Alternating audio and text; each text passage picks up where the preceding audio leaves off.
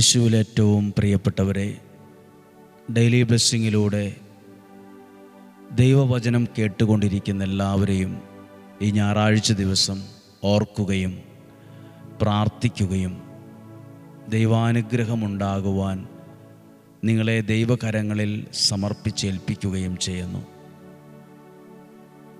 ഇന്ന് ലോകം മുഴുവൻ അർപ്പിക്കുന്ന വിശുദ്ധ കുർബാനയിൽ നിങ്ങളെ കൂടി ഓർത്ത് പ്രാർത്ഥിക്കുകയാണ്. വചനം കേൾക്കുമ്പോൾ ഇങ്ങനെ പ്രാർത്ഥിക്കുക: വലിയൊരു മഴ പോലെ അങ്ങയുടെ അനുഗ്രഹം ഇന്ന് എൻ്റെ മേൽ പെയ്യണമേ.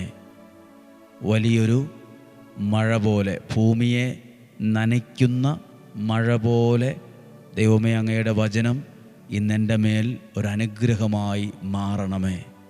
ഭൂമിയെ നനയ്ക്കുന്ന മഴ പോലെ കർത്താവേ, അങ്ങയുടെ വചനം കേൾക്കുന്ന എനിക്ക് അങ്ങയുടെ വചനത്തിൻ്റെ അനുഗ്രഹത്തെ എൻ്റെ മേൽ, എൻ്റെ കുടുംബത്തിൻ്റെ മേൽ പെയ്യിക്കണമേ.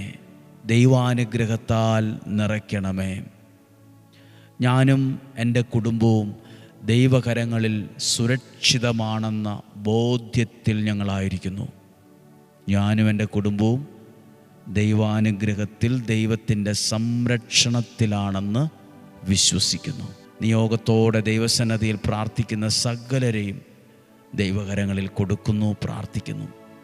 നമുക്കിന്ന് ഈ വചനത്തെ ശ്രദ്ധയോടെ നിങ്ങളുടെ പ്രാർത്ഥനാവശ്യങ്ങളെ മനസ്സിൽ കണ്ട് ഈ വചനത്തെ കേൾക്കുക. രണ്ട് ദിനവൃത്താന്തം 1-ാം അധ്യായം 5-6 വാക്യങ്ങൾ. 5-6 വാക്യങ്ങൾ.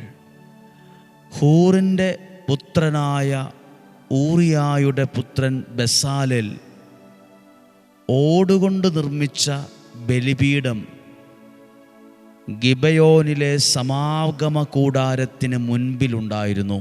അവിടെ സോളമനും ജനവും കർത്താവിനെ ആരാധിച്ചു.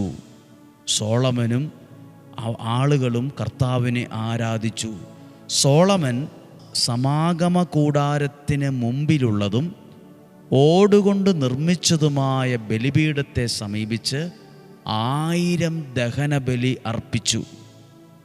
1000 ബലി അർപ്പിച്ചു പ്രാർത്ഥിച്ചു. അപ്പോൾ ബലി അർപ്പിച്ച് പ്രാർത്ഥിക്കുന്നത് ഒരു നിയോഗം, ഒരെണ്ണം അവിടെ എഴുതിയിരിക്കുന്നത് കണ്ടോ? 1000 ദഹനബലി അർപ്പിച്ച് പ്രാർത്ഥിച്ചു. 1000 പ്രാവശ്യം പ്രാർത്ഥിച്ചു. അപ്പോൾ നമ്മൾ ഓരോ പ്രാവശ്യം, ചിലരൊക്കെ പറയില്ല, ഞാൻ 5 പ്രാവശ്യം പ്രാർത്ഥിച്ചു, 21 ദിവസം പ്രാർത്ഥിച്ചു, 1 മാസം പ്രാർത്ഥിച്ചു, എന്നിട്ടൊന്നും നടന്നില്ല. പ്രിയപ്പെട്ടവരെ, ചില ദിവസങ്ങൾ, ചില സമയങ്ങൾ നമ്മൾ അധികമായി പ്രാർത്ഥിച്ചാൽ അധികമായി അപ്പുറത്ത് അനുഗ്രഹിക്കപ്പെടും. 1000 എന്നൊരു കണക്ക് അവിടെ വച്ചിരിക്കുക. ആരും പ്രാർത്ഥിച്ചു മടുക്കരുത്. ഞാൻ പ്രാർത്ഥിച്ചിട്ടൊന്നും ശരിയായില്ല, ഇനി കിട്ടിയേല, നിരാശ പറയരുത്. സോളമൻ രാജാവായിരുന്നിട്ടും ആ ബലിപീഠത്തിൻ്റെ മുമ്പിൽ വന്ന് 1000 പ്രാവശ്യം ദഹന ബലി അർപ്പിച്ച് പ്രാർത്ഥിച്ചു.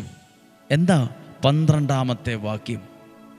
1-ാം അധ്യായം 12-ാമത്തെ വാക്യം: ഞാൻ നിനക്ക് ജ്ഞാനവും വിവേകവും നൽകുന്നു, കൂടാതെ നിന്റെ മുൻഗാമികളോ പിൻഗാമികളോ ആയ രാജാക്കന്മാരിൽ ആർക്കും ലഭിച്ചിട്ടില്ലാത്ത സമ്പത്തും ധനവും പ്രശസ്തിയും ഞാൻ നിനക്ക് തരും. ആർക്കുമില്ലാത്തൊരനുഗ്രഹം തന്ന് കൊടുത്ത് അവിടെ ദൈവം അവരെ അനുഗ്രഹിക്കുക. ആർക്കും. ആ വാക്യത്തിനൊക്കെ ഒരു പ്രത്യേകതയുണ്ട്. നിന്റെ മുൻഗാമികളിലോ പിൻഗാമികളോ ആയ രാജാക്കന്മാർക്ക് ആർക്കും ലഭിച്ചിട്ടില്ലാത്ത. പ്രിയപ്പെട്ടവരെ, ദൈവവചനം എല്ലാ ദിവസവും കേൾക്കുന്നവരോട് പറയട്ടെ, ദൈവം നിങ്ങളെ ഓർത്ത് സന്തോഷിക്കുന്നുണ്ട്. സ്വർഗം നിങ്ങളെ ഓർത്ത് സന്തോഷിക്കുന്നുണ്ട്. കാരണം നമ്മളിന്ന് പ്രാർത്ഥിച്ചു, എവിടെ അനുഗ്രഹം, എന്തിയാ എനിക്ക് അനുഗ്രഹം കിട്ടാത്ത എന്നൊക്കെ ചിന്തിക്കുമായിരിക്കും. ആർക്കും ലഭിച്ചിട്ടില്ലാത്ത നന്മകൾ കൊണ്ട്, ആർക്കും ഇന്നുവരെ കൊടുത്തിട്ടില്ലാത്ത ഐശ്വര്യത്തെ കൊണ്ട് ദൈവം നിങ്ങളുടെ ജീവിതത്തെ മാനിക്കും. എന്താ ഈ സോളമനെ ദൈവം ഇത്ര അനുഗ്രഹിക്കാൻ കാരണം? മുൻഗാമികളോ പിൻഗാമികളോ ആയ ആർക്കും ലഭിച്ചിട്ടില്ലാത്ത സമ്പത്തും ധനവും പ്രശസ്തിയും ഞാൻ നിനക്ക് തരും. ചോദിക്കാതെ തന്നെ ഇത് കൊടുക്കാൻ കാരണം അപ്പുറത്തൊരു നിയോഗത്തോടെ 1000 ദഹനബലി അർപ്പിച്ചത്. 1000 ദഹനബലി അർപ്പിച്ച് പ്രാർത്ഥിച്ചു. മടി കൂടാതെ, കണക്ക് പറയാതെ, പരാതി പറയാതെ, മനസ്സ് വിഷമിക്കാതെ, സന്തോഷത്തോടെ, നിയോഗത്തോടെ 1000 ദഹനബലി അർപ്പിച്ച് പ്രാർത്ഥിച്ചു. ഇന്ന് ദൈവവചനം കേൾക്കുന്ന പ്രിയപ്പെട്ടവരെ, നിങ്ങൾ പറയും, ഞാൻ 1 മാസമായി കേൾക്കുന്നു, ഞാൻ 1 വർഷമായിട്ട് കേട്ടു, ഒരു ഗുണവും കിട്ടിയില്ല. പറഞ്ഞ് തീരുമാനമെടുക്കാൻ വരട്ടെ. നമ്മൾ പ്രാർത്ഥിക്കുന്നത്, വചനം കേൾക്കുന്നത്, എഴുതി വച്ചത്, അയച്ചു കൊടുത്തതൊക്കെ ആരും കണ്ടില്ലേലും സ്വർഗത്തിലെ ദൈവത്തിൻ്റെ കണ്ണുകൾ അത് കാണുന്നുണ്ട്. ആരെയും ഇന്നുവരെ ആർക്കും ലഭിച്ചിട്ടില്ലാത്ത ചില നന്മകൾ കൊണ്ട് ഈ വ്യക്തിയെ അനുഗ്രഹിച്ചതുപോലെ വളരെ വ്യത്യസ്തമായി ദൈവം നിങ്ങളെ അനുഗ്രഹിക്കും. പലരുടെയും മുമ്പിൽ എന്തിൻ്റെയെങ്കിലുമൊക്കെ പേരിൽ വിഷമിച്ചും വേദനിച്ചുമൊക്കെ നിൽക്കേണ്ടി വന്നോ? ആർക്കും ലഭിച്ചിട്ടില്ലാത്ത അനുഗ്രഹങ്ങൾ കൊണ്ട്, നന്മകൾ കൊണ്ട്, സമ്പത്ത് കൊണ്ട്, ഐശ്വര്യം കൊണ്ട്, സൽപ്പേര് കൊണ്ട് ദൈവം നിങ്ങളെ അനുഗ്രഹിക്കും. വചനം കേൾക്കുന്നതിന് ഒരർത്ഥമുണ്ട്. ഇങ്ങനെയൊക്കെ പ്രാർത്ഥിക്കുന്നതിന് ഒരു വിലയുണ്ട്. ഇതിനൊരു അർത്ഥമുണ്ട്. നമ്മൾ പറയില്ലേ, ഇതിനുകൊണ്ട് എന്ത് ഗുണം, ഇതുകൊണ്ടൊക്കെ എന്ത് പ്രയോജനം, ഇതൊക്കെ ആരെക്കൊണ്ട് പറ്റും എല്ലാ ദിവസവും കേൾക്കാൻ? ഇതൊക്കെ വെറുതെ വട്ടാണ്, ഇതൊക്കെ ഗുണമില്ല, ഇതൊക്കെ പറ്റിക്കലാണ്, തട്ടിപ്പാണ് എന്നൊക്കെ പറയുന്നവരുണ്ടാകാം, വിമർശിക്കുന്നവരുണ്ടാകാം. പക്ഷേ യാഥാർത്ഥ്യം കൂടി ഇങ്ങനെയുണ്ട്. പ്രാർത്ഥിക്കുന്ന നിങ്ങളെ അളവറ്റ വിധത്തിൽ അനുഗ്രഹിക്കുന്ന ഒരു ദൈവമുണ്ട്. കുഞ്ഞുങ്ങളായിരിക്കും, യുവതീവാക്കളായിരിക്കും വചനം കേൾക്കുന്നത്. മറ്റാർക്കും ലഭിച്ചിട്ടില്ലാത്ത വിധത്തിൽ നല്ല ജീവിതം തന്ന്, അനുഗ്രഹം തന്ന് ദൈവം നിങ്ങളെ അനുഗ്രഹിക്കുകയല്ലെന്ന് ആര് പറഞ്ഞു? ഇന്ന് ഈ വചനത്തിലൂടെ നിങ്ങൾക്ക് വേണ്ടി പ്രാർത്ഥിച്ച്, ഇന്ന് ഞായറാഴ്ചയാണ്, അനേകം ലോകത്തിലെ ലക്ഷക്കണക്കിന് അൾത്താരകളിൽ ബലിയർപ്പിച്ച് പ്രാർത്ഥിക്കുന്ന ദിവസമാണ്. ആ കൂട്ടത്തിൽ കർത്താവെ, ഇന്ന് യോഗ്യതയോടെ അർപ്പിച്ച എല്ലാ വിശുദ്ധ കുർബാനയോടും ചേർത്ത് എന്നെയും എൻ്റെ കുടുംബത്തെയും ഞാൻ സമർപ്പിക്കുന്നു.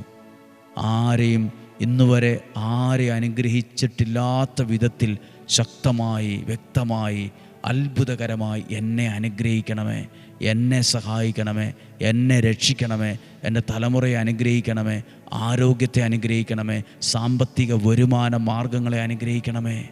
പ്രാർത്ഥിക്കാം. ഇന്ന് വചനം കേൾക്കുമ്പോൾ നിങ്ങളെ ഓർത്ത് പ്രാർത്ഥിക്കുന്ന ദിവസമാണ്. കഴിഞ്ഞ ഒരാഴ്ചക്കാലം പ്രാർത്ഥനയിൽ ഒപ്പം നിന്ന സകലരെയും ഓർത്ത് പ്രാർത്ഥിക്കുന്നു.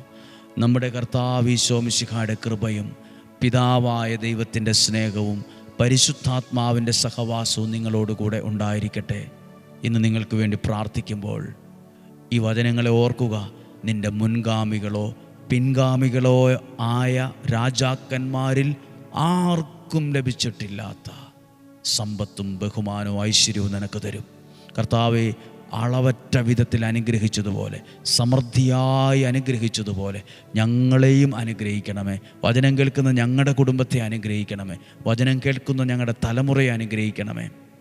രോഗങ്ങൾ, അപകടങ്ങൾ, ദുർമരണങ്ങൾ, ആപത്തനർത്ഥങ്ങൾ മാറിപ്പോകട്ടെ. മദ്യപാനത്തിലോ മയക്കുമരുന്നിലോ ലഹരിക്കോ അടിമപ്പെട്ടു പോയവരുണ്ടോ? നിങ്ങളുടെ പ്രിയപ്പെട്ടവരിൽ പ്രാർത്ഥിക്കുവോ? അവർക്ക് വേണ്ടി ഒരു മോചനം കൊടുക്കണമേ, ഒരു വിടുതൽ കൊടുക്കണമേ, ഒരു ബോധവും ബുദ്ധിയും അവർക്ക് കൊടുക്കണമേ, തിരിച്ചറിവ് കൊടുക്കണമേ, മാനസാന്തരം കൊടുക്കണമേ, മാനസാന്തരത്തെ കൊടുക്കണമേ, സൗഖ്യത്തെ കൊടുക്കണമേ. വഴക്കുണ്ടാക്കി അകന്നു നിൽക്കുന്ന കുടുംബങ്ങൾക്ക് വേണ്ടി പ്രാർത്ഥിക്കുന്നു. പിണങ്ങി നിൽക്കുന്നവർക്ക് വേണ്ടി പ്രാർത്ഥിക്കുന്നു. തെറ്റിദ്ധാരണയും സംശയത്തിലും മാറി നിൽക്കുന്നവരെ ഓർക്കുന്നു. അനുഗ്രഹിക്കണമേ. അങ്ങ് ചേർത്ത ജീവിതങ്ങൾ ചേർന്ന് വരണമേ. അങ്ങ് ചേർത്ത ജീവിതങ്ങൾ അങ്ങ് തന്നെ കൈപിടിച്ചവരെ ചേർത്ത് നിർത്തണമേ. മക്കൾ അനുഗ്രഹിക്കപ്പെടട്ടെ, പഠനം അനുഗ്രഹിക്കപ്പെടട്ടെ, കഴിവുകൾ അനുഗ്രഹിക്കപ്പെടട്ടെ, വിവേകമുണ്ടാകട്ടെ, ജ്ഞാനമുണ്ടാകട്ടെ, ശക്തിയും ബലവും ലഭിക്കട്ടെ, ദാരിദ്ര്യം മാറട്ടെ, വഴക്കുകൾ മാറട്ടെ, ടെൻഷൻ മാറട്ടെ, നിരാശ, ആത്മഹത്യ പ്രവണതകളൊക്കെ മാറട്ടെ, രോഗികൾ സൗഖ്യമാകട്ടെ, വരുമാന മാർഗങ്ങൾ അനുഗ്രഹിക്കപ്പെടട്ടെ, എടുക്കുന്ന തീരുമാനം അനുഗ്രഹമാകട്ടെ, നല്ല ഭവനത്തിൽ താമസിക്കാൻ, നല്ല വാഹനത്തിൽ യാത്ര ചെയ്യാൻ, സന്തോഷത്തോടെ ആയിരിക്കാൻ, ദൈവത്തോടുള്ള ബന്ധത്തിൽ നിലനിൽക്കാൻ ഭാഗ്യവും ഐശ്വര്യവും തരട്ടെ. ഇന്നും ജീവിക്കുന്ന യേശുവിൻ നാമത്തിൽ തന്നെ നിങ്ങളെ അനുഗ്രഹിച്ച് പ്രാർത്ഥിക്കുന്ന ഇപ്പോഴും എപ്പോഴും എന്നേക്കും. ആമേൻ. ദൈവം അനുഗ്രഹിക്കട്ടെ. ഞായറാഴ്ചയാണ്. നല്ലൊരു ദിവസം ആശംസിക്കുന്നു. നല്ല ഭക്ഷണം കഴിക്കാനും നല്ല യാത്രകൾ ചെയ്യാനും നല്ല സന്തോഷത്തോടെ ഭവനത്തിലായിരിക്കാൻ ഇടവരട്ടെ. സാധ്യമെല്ലാവർക്കും അയച്ചു കൊടുക്കണം, പ്രാർത്ഥിക്കണം. അതൊരു അനുഗ്രഹമാണ്, അതൊരു സുവിശേഷ വേലയാണ്. നാളെ തിങ്കളാഴ്ച ഒരുമിച്ച് വചനം കേൾക്കണം. നാളെയും ഒരുമിച്ച് കാണുന്നതുവരെ സ്വർഗത്തിലെ ദൈവം എന്നെ നിങ്ങളെയും സൂക്ഷിക്കട്ടെ. ആമേൻ.